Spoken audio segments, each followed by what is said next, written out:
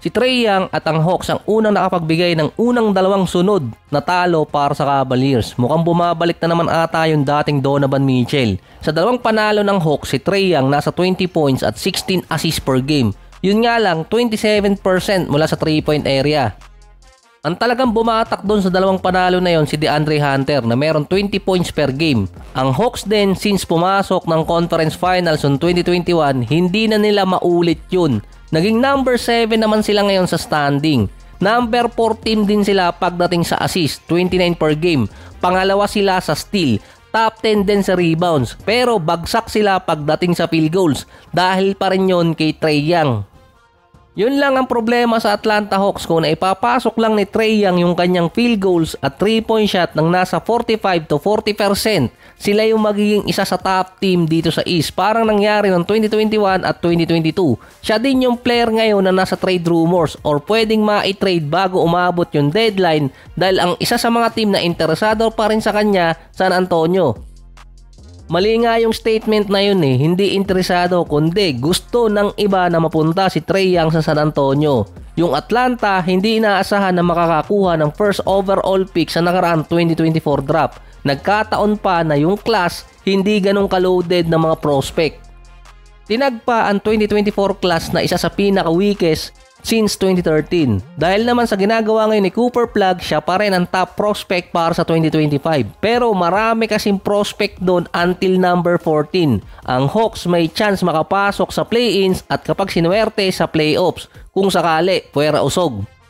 Bukod kasi kay Cooper Flagg kasama si Dylan Harper at Ace Bailey, may sumingit pa kasing isang prospect. Ngayon ko lang din nakita to sa ranking. Bigla na lang sumulpot, si Igor Denim.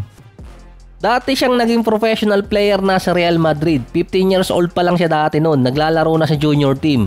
Ngayon, na-recruit siya ng BYU. Galing din siya ng Russia. Siya yung counterpart ni Cooper Flagg. 6'9 shooting guard si Igor Denim.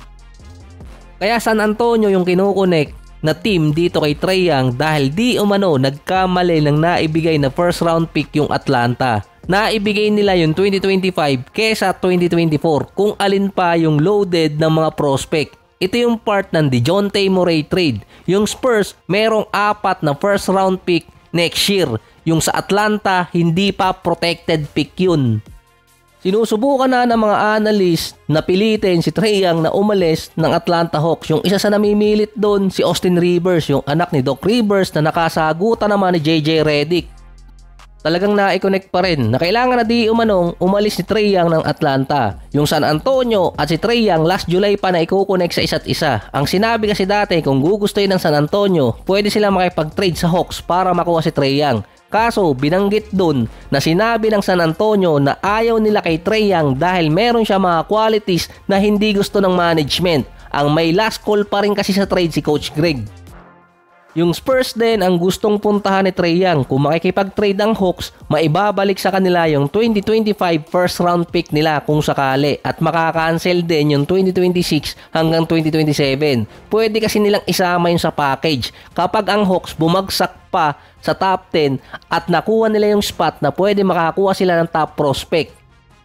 Kaso kung hindi nila mababawi yung San Antonio at hindi nga sila pumasok ng playoffs at sila pa yung nakakuha ng at least top 10, mapupunta naman yun ng San Antonio. Ang Spurs naman kailangan pa ng isang last piece player para makapag-push sa play-ins hanggang playoffs. Silang dalawa yung pwede magtulungan. After ng 2025 season, kapag hindi nila na-trade si Trae Young paalis ng Atlanta, obligado pa silang bigyan ng extension si Trae Young na pwedeng umabot ng $200+ million. Kapag pumasok pa si Trae Young sa All-NBA team sa 2025, siya yung assist leader kasi ngayon. Malapit din niya matapatan yung record ni John Stockton since 1993 or 1994. Lalong mauobliga na bayaran si Trae Young ng Atlanta Hawks.